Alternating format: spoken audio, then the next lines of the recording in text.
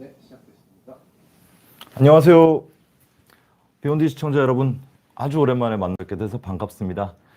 기억을 하시는 분이 있을지 모르겠지만 작년 7월 달에 제가 그 녹내장 치료의 새로운 패러다임 변화에 대해서 강의를 했었습니다. 그때 많은 분들이 관심을 보여주셨고, 그래서 오늘은 조금 후속편으로 좀 더 전문적인 주제에 대해서 여러분들하고 이야기를 나누기 위해서 나왔습니다. 혹시 예전에 녹내장에 대해서 일반적인 얘기들 같은 경우는 작년 7월 동영상을 찾아보시면 되겠습니다. 자, 오늘의 주제는 녹내장 수술, 그것이 알고 싶다. 그 첫 번째 이야기, 녹내장 스텐트 수술입니다. 처음 뵌 분들도 많을 테니까 제 소개를 잠깐 드리면은 저는 이제 여러 이력을 거쳐가지고 현재는 용산에서 센트럴 서울안과에서 녹내장 진료를 맡고 있습니다. 제 주요 관심 분야는 정상암 녹내장에서 연구를 좀 했었고, 최근에는 녹내장 수술에 대한 부분에 많은 관심을 가지고 있습니다. 제가 이번 주에 나온 이유 중에 하나가 죄송합니다. 이번 주가 세계 녹내장 주간이라고 합니다. 이 세계 녹내장 주간이라고 하는 거는 이 녹내장이라고 하는 것이 굉장히 심각한 병이기 때문에 잘못 치료하게 되면 실명으로 가는 경우들도 있습니다. 근데 의외로 조기 발견이 늦은 경우들이 많습니다. 그래서 그 세계 녹내장 학회에서 이 기간을 저희가 세계 녹내장 주간으로 추정해서 계몽 활동을 독려하고 있는 그런 기관이기도 합니다. 우리 지금부터 녹내장이 뭔지에 대해서 간단하게 살펴보겠습니다. 녹내장이 뭘까요? 녹내장은 한마디로 말하면은 시신경이 파괴되는 병입니다. 정상 시신경이 녹내장에 오면 파괴돼서 희게 변하게 됩니다. 녹내장이 오면 어떻게 될까요? 녹내장이 오면은 시야가 좁아집니다. 근데 시야가 좁아진다고 하는 것이 와닿지가 않죠. 시야 검사기에서 이렇게 변하게 되는데, 실제로 이제 봤을 때 처음부터 갑자기 모든 게 다 안 보이게 되는 것이 아니고, 보면은 알맹이가 있죠. 여기서는 굉장히 선명하게 보이는데 시야가 어두워지면은 조금 흐릿하게 보이게 됩니다. 방치하게 되면 점점 좁아져서 이렇게 변하게 되겠습니다. 우리 녹내장이 그러면 얼마나 흔한지에 대해서 살펴봅시다. 세계 녹내장 환자들은 전 세계 인구가 지금 78억 명쯤 되는데 그중에서 7,800만 명 정도, 한 1% 정도가 녹내장이고요. 앞으로 그 숫자는 1억이 훨씬 넘어갈 거라고 합니다. 그리고 더 놀랍고 충격적인 것은 이 녹내장의 90% 이상은 굉장히 이제 저개발 국가에서 이렇게 발견되지 않은 상태로 실명에 이르기 직전까지 놓쳐지고 있는 경우가 많다는 것입니다. 녹내장은 조기 발견해서 조기 치료하는 것이 정답이 되겠습니다. 그래서 세계 녹내장 주간에는 어떤 일을 하냐면은 여러 가지 활동들을 해요. 세계 녹내장 학회에서 이런저런 활동들을 하기를 권하고, 세계 각지에서 녹내장 환자들을 저희가 이제 스크리닝 한다거나 혹은 이제 모아놓고 이제 오프라인 강의를 하기도 하고요. 3년 전에는 이제 제가 환자분들 하고 함께 이렇게 오프라인에서 강의를 하고 그랬던 기억이 있었습니다. 코로나가 왔죠. 코로나 바이러스 입자죠. 코로나가 오고서 많은 것들이 변했어요. 의료 환경에서도 변했습니다. 코로나가 오기 전과 온 이후로 많은 것이 이제 달라졌죠. 올해도 하지만 이제 세계 녹내장 학회에서 세계 녹내장 주간에 전 세계 굉장히 많은 나라에서 참여해서 활동을 하고 있고, 저희 나라에서도 올해부터, 어제 아마 혹시 서울시청 근처에 계셨던 분이라면은 서울시청이 녹색으로 변하는 거 보셨을 수도 있습니다. 서울시청, 남산타워, 부산의 광안대교 이렇게 그 녹색 점등을 해서 녹내장에 대한 경각심을 좀 일깨우는 그런 행사를 하고 있습니다. 저는 이제 그 공식 행사의 일환으로서 여러분들한테 나와서 얘기를 나누고 있습니다. 비욘디가 있어서 굉장히 좋습니다. 처음에 조금 긴장했는데 이제 다시 좀 편하게 강의를 진행하겠습니다. 자, 우리 녹내장이 뭔지에 대해서 굉장히 간략하고 짧게 얘기하고서 이제 스텐트에 대한 얘기로 넘어가겠습니다. 녹내장은 뭘까요? 뭐가 망가지면 녹내장이 되냐? 녹내장에서 망가지는 세포가 있어요. 망막신경절 세포라고 하는 세포가 망가집니다. 망막신경절 세포는 콩나물처럼 생겼죠. 세포체가 있고, 그다음에 위에 이제 다른 세포들하고 연결되는 가지 모양이 있고, 쭉 콩나물처럼 줄기가 있어서 뇌 안에서 연결이 끝납니다. 이렇게 생겼는데, 이것은 이제 눈 안에서 살펴보면은 세포체는 여기 있어요. 망막에 있어요.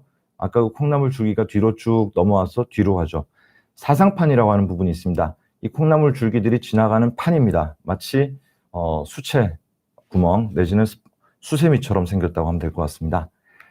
자, 사상판은 전자현미경으로 보면은 진짜 수세미처럼 생겼어요. 굉장히 작은 채판 구조로 되어 있고 요 사이로 신경들이 지나갑니다. 근데 압력이 올라간다. 눈 속에서 압력이 올라가게 되면은 이 사상판에 변형이 오게 됩니다. 사상판에 변형이 오게 되면 정상인 사상판이 눌려서 이런 식으로 뒤로 꺼지게 되고, 이런 일이 생기면 무슨 일이 생기냐면은 여기에 끼어 있던 신경들, 아까 보여줬던 망막신경절 세포의 축삭들이 눌려서 압착이 되겠죠. 그러면서 손상이 되고 그러면서 신호가 줄어들게 되는 것입니다. 자, 안압 말고도 사실은 이제 녹내장에서 이제 다른 녹내장을 유발할 수 있는 원인들은 수도 없이 많아요. 지금 지나가고 있는 혈압이라든지 뭐 여러 가지 생활 습관이라든지 다른 것들, 뭐 온도 변화, 기질 같은 것들. 그렇지만 오늘은 주로 이제 안압에 대해서 얘기를 할 것이고요. 안압에 대해서 조금 더 집중해 보도록 하겠습니다. 자, 안압은 어떻게 유지가 될까요? 눈 속에 물이 있죠. 이 물이 어디서 생겨서 어떻게 빠져나가는지에 대해서 살펴보는 게 좋겠습니다. 자, 눈 안에서 모양체라고 하는 조직, 홍채 뒤쪽에서 방수가 생성돼서 동공을 통해서 전방으로 갔다가 이 포도막, 공막 경로를 통해서 밖으로 빠져나갑니다. 그리고 그것을 저희가 눈 속에서 압력이 미쳐지겠죠. 압력을 밖에서 재면 안압이라고 하고, 이 압력은 앞쪽으로만 가는 게 아니라 뒤쪽으로도 가게 돼요.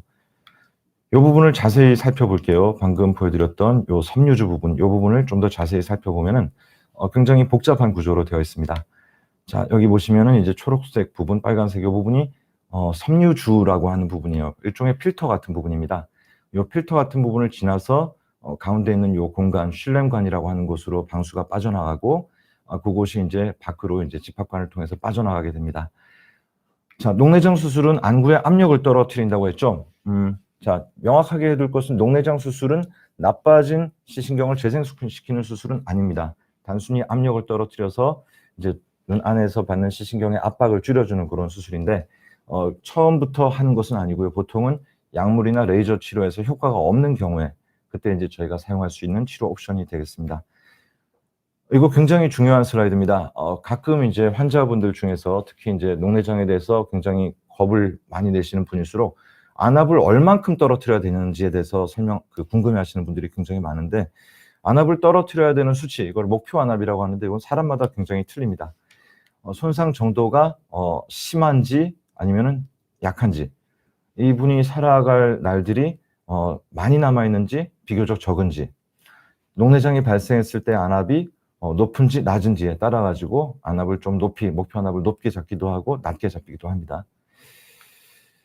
그리고 이제 안압을 떨어뜨리는 것은, 자, 약부터 씁니다. 약 쓰고 안 되면은 두 번째 약, 세 번째 약 쓰고 안 되면은 레이저하고 안 되면은 수술로 넘어가는 것이 이제 일반적인 순서였습니다. 근데 이런 것들은 이제 전통적인 순서였고, 조금 이따가 다시 다른 말씀을 드릴 거예요. 요거는 이제 녹내장에서 수술 동영상을 제가 짧은 것을 보여드릴 텐데, 전통적인 녹내장 수술이에요. 요것은 보면은 눈 안에서 잠깐 다시 볼게요.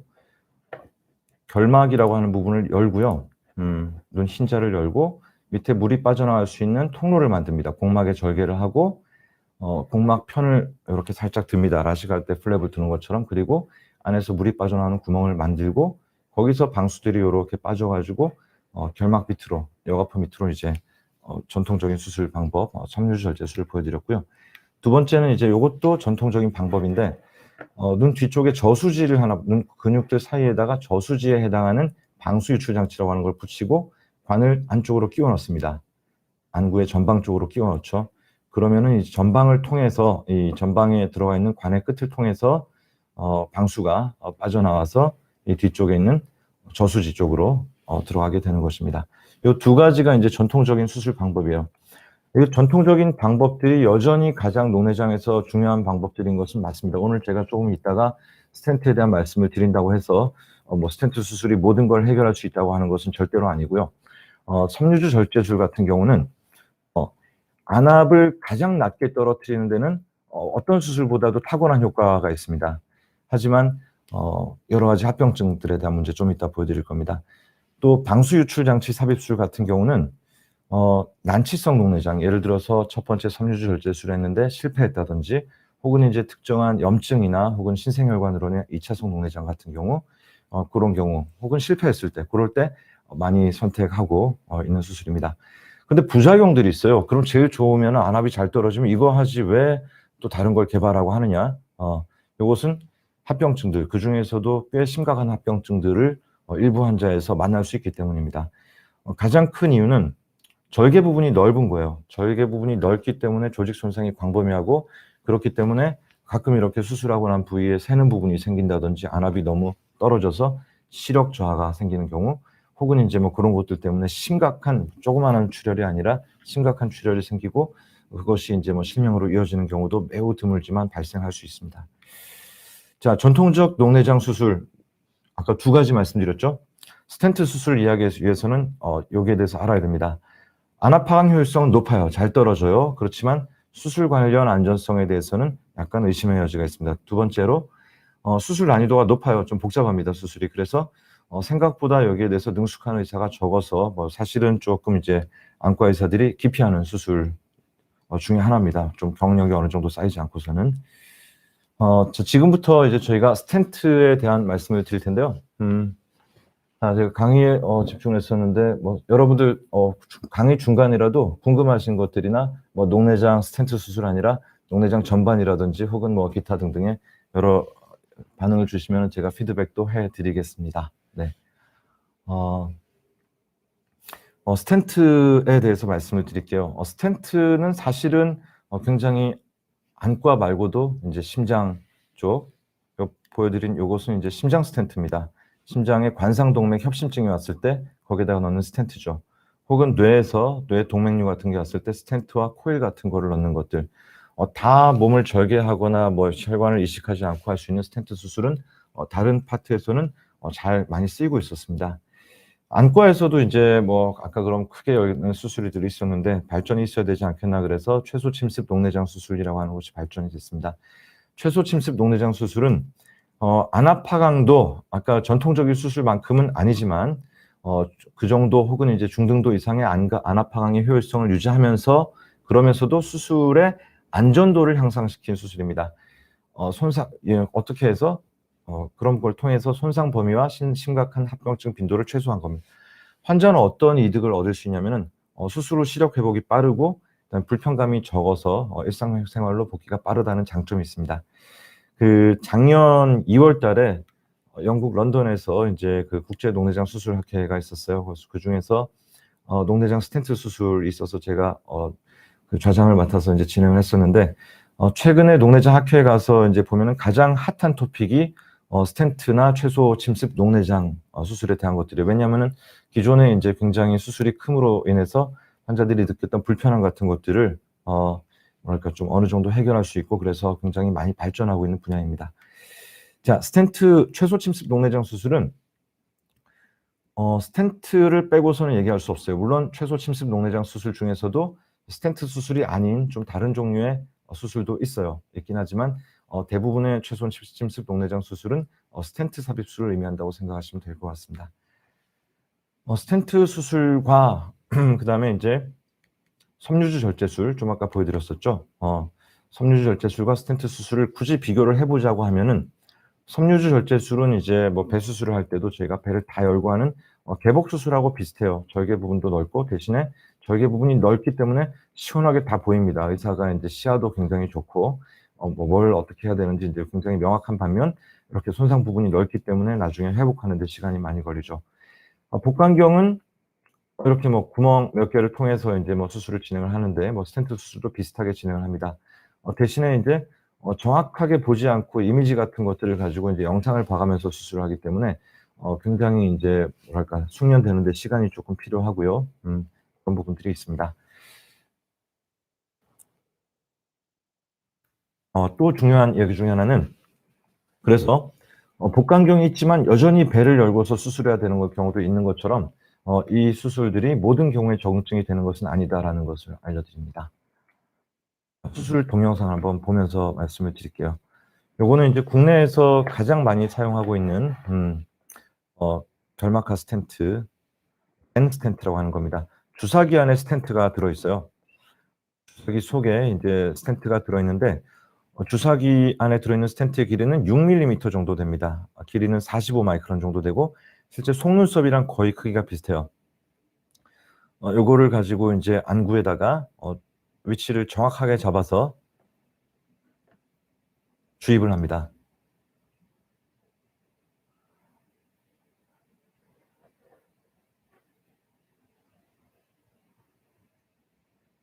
들어와서 주사기를 위치시키고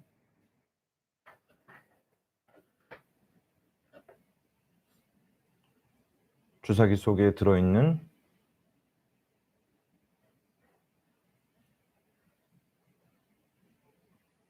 스텐트를 밖으로 빼내게 되면 인제 스텐트가 이제 제 위치에 위치하게 되고요.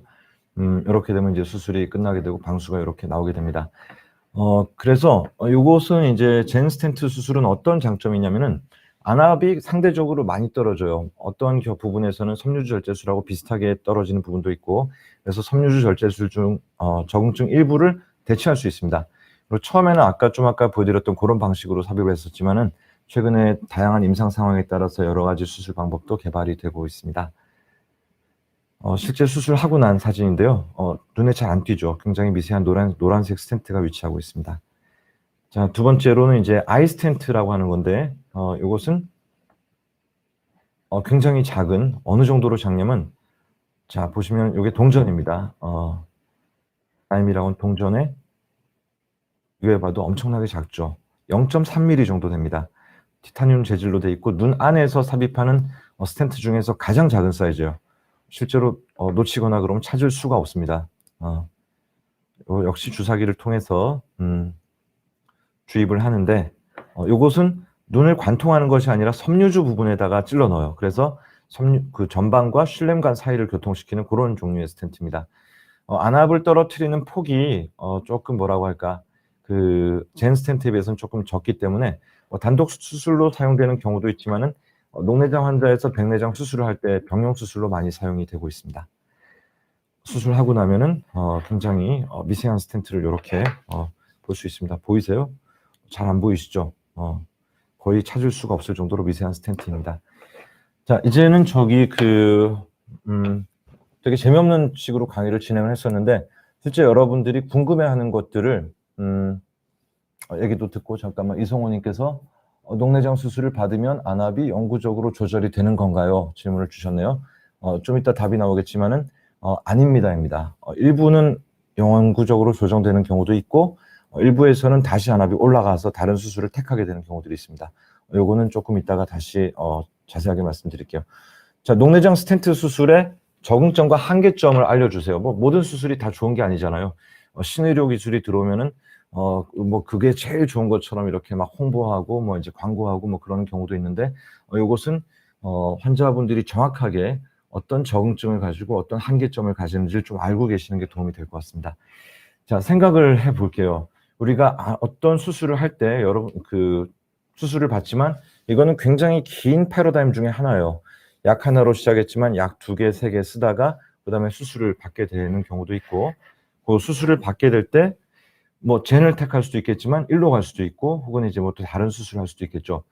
전체적인 맥락에서 생각을 해봐야 됩니다. 이 환자가 어디로 갈 것인가, 여기서 성공할 가능성은 어떤 것인가, 거기에 맞춰가지고 수술을 택해야 되고, 모든 경우에 적응증이 되는 것은 아닙니다. 대신에 아까 보여드렸던 거기서 예전 전통적인 부분에는 약 다음에 바로 이렇게 갔었죠.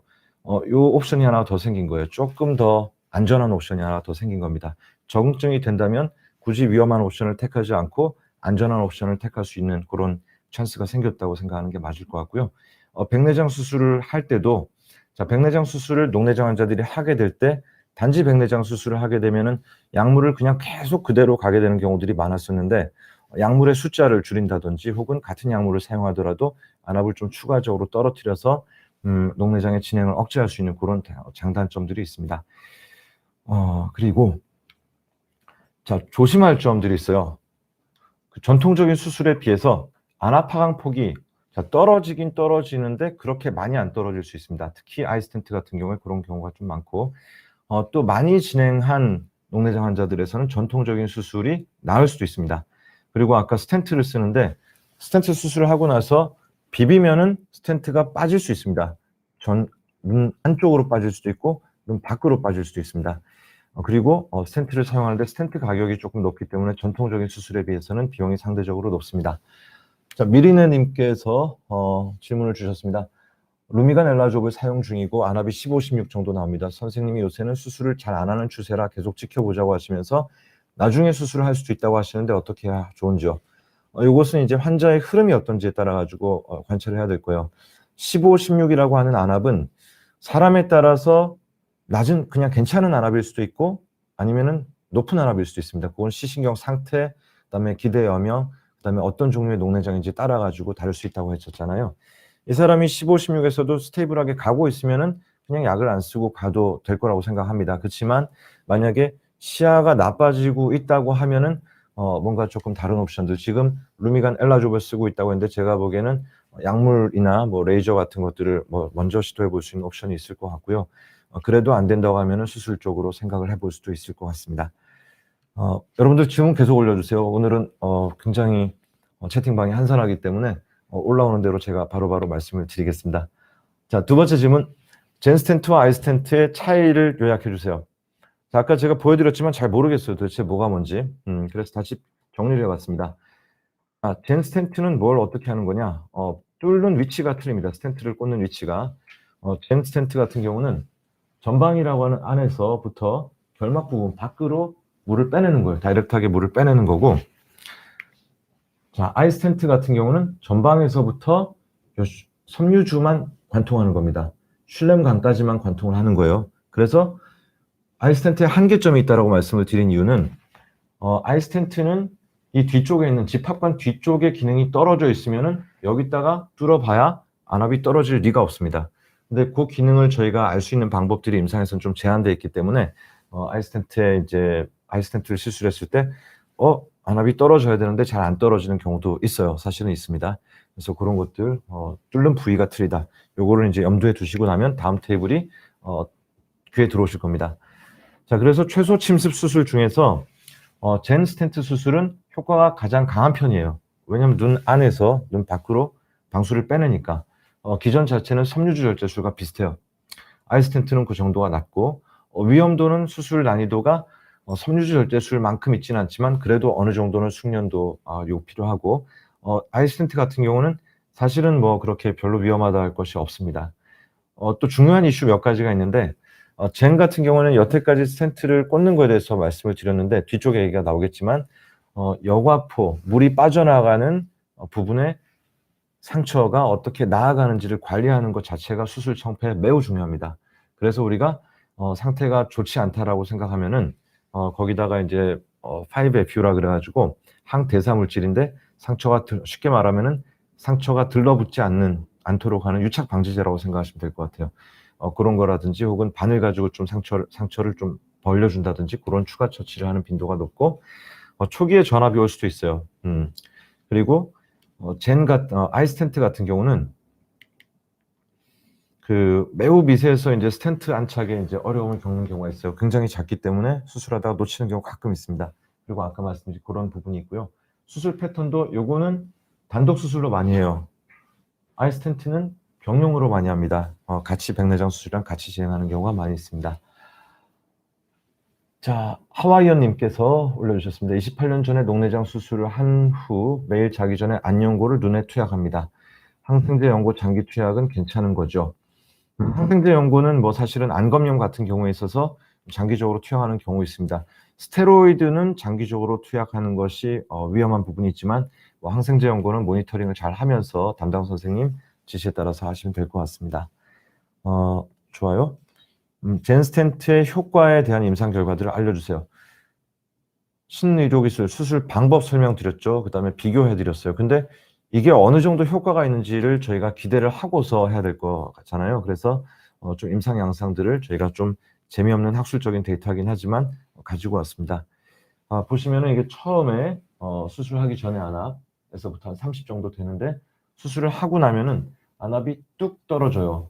보통은 뭐 10 아래로 뭐 지금 여기서는 평균으로는 이제 뭐 이 정도까지 나왔었는데 많이 떨어지는 경우도 있습니다. 뚝 떨어졌다가 대개는 이제 이렇게 유지가 어느 정도 되고 시간이 지나면서 안정되는 그런 양상을 가지고 있습니다. 이제 어쨌든 초기에 전압이 좀 올 수 있는데 요때 사실은 이제 그 젠스텐트의 가장 안전한 점은 저한압이 온다고 하더라도 심각한 합병증이 발생할 가능성이 적습니다. 섬유주 절제술 같은 경우는 요때 저한압이 올 때 심각한 합병증이 발생할 수 있는 가능성이 높습니다. 왜냐하면 그때는 굉장히 넓은 통로를 통해서 물이 확 빠져나가다 보니까 눈 속의 압력이 갑자기 확 떨어지면서 피가 나거나 혹은 다른 여러 가지 일들이 생길 수도 있거든요. 하여튼 어쨌든 요런 패턴을 가지고 있다는 거. 그리고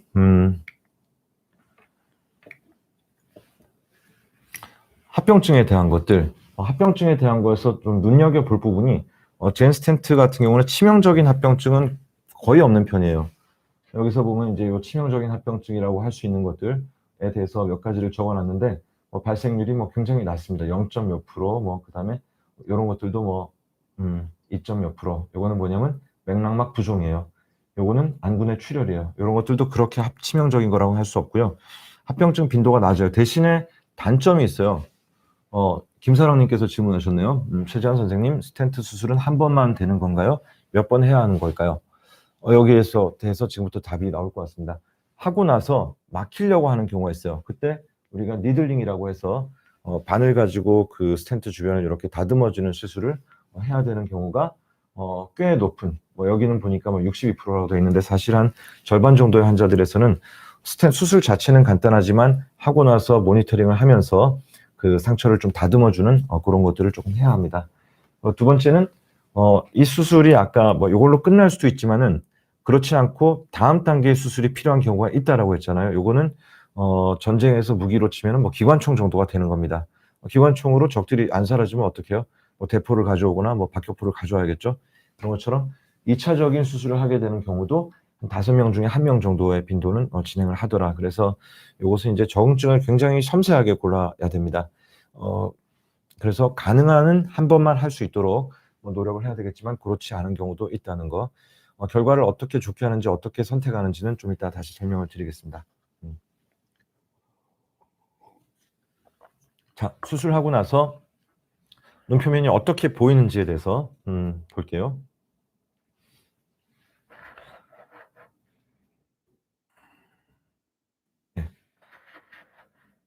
그 수술을 받지 않은 눈, 이거는 그냥 아무것도 안 한 눈입니다. 오른쪽 눈에 비해서 젠스텐트 수술을 한 눈, 혹시 볼 수 있을지 모르겠지만 요 화살표가 위치한 끝, 여기가 스텐트가 위치한 끝입니다.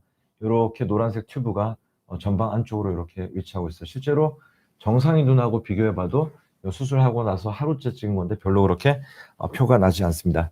안구 내 염증 상태는 어떠냐? 이거는 레이저 플레어메트라 그래가지고 눈 속에 이 전방에 있는 염증을 이제 저희가 측정하는 장비인데요. 섬유주 절제술 같은 경우는 전방의 염증이 굉장히 심합니다. 왜냐하면 수술 과정 중에 홍채 일부를 잘라내야 되는 부분도 있고 하기 때문에 하고 나서 한 2, 3주 정도는 전방의 염증 세포가 굉장히 가득 차 있어요. 그렇지만 젠 수술하고 난 경우에는 염증 세포가 수술을 받지 않는 요 정도인데 요 정도면 별로 거의 없는 거랑 마찬가지입니다. 심지어 우리가 굉장히 안전하다고 알고 있는 백내장 수술조차도 하고 나서 염증 정도가 이 정도까지 올라가는데 이것은 굉장히 눈 속의 염증을 유발하는 것이 적다. 탐빵님께서 질문하셨습니다. 스텐트 수술은 한국에 보편화되어 있나요? 일부 병원에서만 가능한가요? 스텐트 수술이 젠 스텐트 수술, 저는 이제 주로 젠 스텐트 수술을 많이 하기 때문에 젠 스텐트 수술을 말씀을 드리면은 이미 해외에서는 이제 시행된 지가 5년이 넘은 시술이고요. 저희 나라도 이제 2년 정도 좀 지나가고 있습니다. 그리고 초창기에는 이제 몇 군데 병원들에서만 했었지만 이제는 웬만한 대학 병원들에서 하시는 선생님들이 굉장히 많이 늘어나고 있고요. 대신에 이제 술기를 좀 익혀야 되는 부분이 있기 때문에 모든 녹내장 하시는 선생님들이 하지는 않습니다. 그것은 이제 개별적으로 이제 상담을 통해서 알아보셔야 될 것 같습니다. 자, 아까 섬유주 절제술이 녹내장 수술의 골드 스탠다드라고 했어요. 그죠? 골드 스탠다드라고 말하는 거는 제일 좋다는 거예요. 안압을 떨어뜨리는 기준이 된다는 겁니다. 그거 두 개를 비교한 자료가 있나요? 이 질문을 많이 하십니다. 그럼 하면 안압이 어느 정도 떨어지고 내가 얼만큼 기대해야 되는지에 대해서 자, 그러기 위해서는 이제 저희가 녹내장에서 수술 성공률이라는 거, 요거는 여러분들이 녹내장 공부를 하시거나 실제로 이제 수술에 대해서 얘기를 할 때 잘 알아둬야 되는 거기 때문에 제가 용어 정리부터 조금 하고 넘어갈게요. 녹내장 수술에서 수술 성공률이라는 단어는